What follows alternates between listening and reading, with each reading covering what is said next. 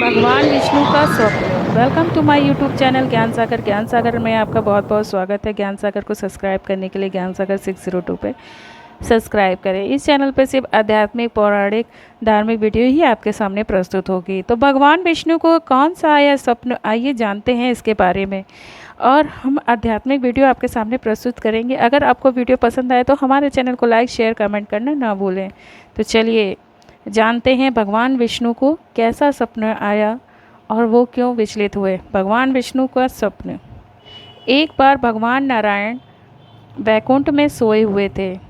उन्होंने स्वप्न में देखा कि करोड़ों चंद्रमाओं की कांति वाले त्रिशूल, डमरूधारी, स्वर्णाभरण भूषित, सुरेंद्र वंदित, सिद्धि सेवित, त्रिलोचन भगवान शिव प्रेम और आनंदित से उन्मत्त होकर उनके सामने नृत्य कर रहे हैं। उन्हें देखकर भगवान विष्णु हर्ष से गदगद हो उठे और अचानक उठकर बैठ गए।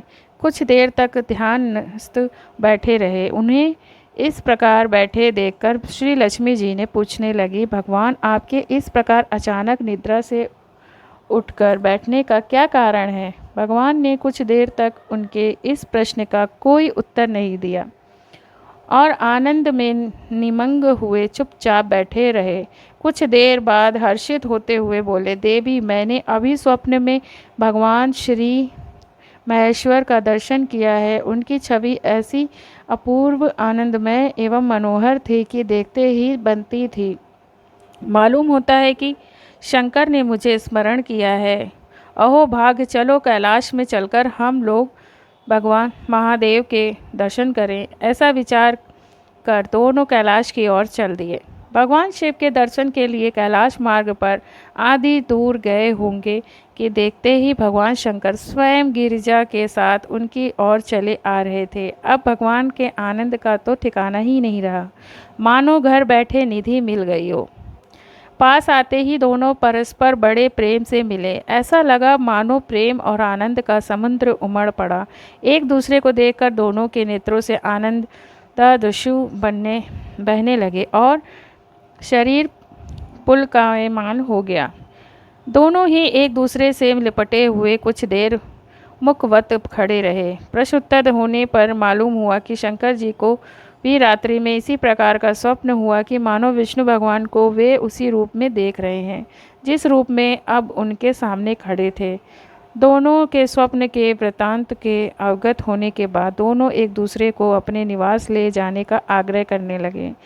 नारायण ने कहा कि वैकुंठ चलो और भोलेनाथ कहने लगे कि कैलाश की ओर प्रस्थान किया जाए। दोनों के आग्रह में इतना अलौकिक प्रेम था कि यह निर्णय करना कठिन हो गया था कि कहाँ चला जाए। इतने में ही क्या देखते हैं कि वीणा बजाते, हरि गुण गाते नारद जी कहीं से आ निकले। बस फिर क्या था, लगे दोनों उनसे निर्णय कराने की कहाँ चला जाए। बेचारे नारद जी तो स्वयं परेशान थे।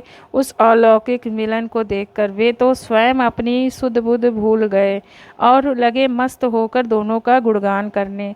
अब निर्णय कौन करे। अंत में यह तय हुआ कि भगवती उमा जो कह दे वही ठीक है। भगवती उमा पहले तो कुछ देर चुप रहीं। अंत में वे दोनों की ओर मुख करते हुए बोली, हे नाथ, हे नारायण, आप लोगों के निश्चल अन्य एवं अलौकिक प्रेम को देखकर तो यही समझ में आता है कि आपके निवास अलग अलग नहीं हैं। जो कैलाश है वही वैकुंठ है और जो वैकुंठ है वही कैलाश है। केवल नाम में ही भेद है। यही नहीं, मुझे तो ऐसा प्रतीत होता है कि आपकी आत्मा भी एक ही है। केवल शरीर देखने में दो हैं और मुझे तो स्पष्ट लग रहा है कि आपकी भार्याएं भी एक ही हैं। जो मैं हूँ वही लक्ष्मी है और जो लक्ष्मी है वही मैं हूँ। केवल इतना नहीं, मेरी तो अब यह दृढ़ धारणा हो गई है कि आप लोगों में से एक के प्रति जो द्वेष करता है वह मानो दूसरे के प्रति ही करता है। एक की जो पूजा करता है वह मानो दूसरे की भी पूजा करता है। मैं तो तय समझती हूँ कि आप दोनों में जो भेद मानता है उसका चिरकाल तक घोर पतन होता है। मैं देखती हूँ कि आप मुझे इस प्रसंग में अपना मध्यस्थ बनाकर मानो मेरी प्रवचना कर रहे हैं। मुझे असमंजस में डाल रहे हैं, मुझे भुला रहे हैं। अब मेरी यह प्रार्थना है कि आप लोग दोनों ही अपने अपने लोक को पधारिए। श्री विष्णु यह समझे कि हम शिव रूप में वैकुंठ जा रहे हैं और महेश्वर यह माने कि हम विष्णु रूप में कैलाश गमन कर रहे हैं।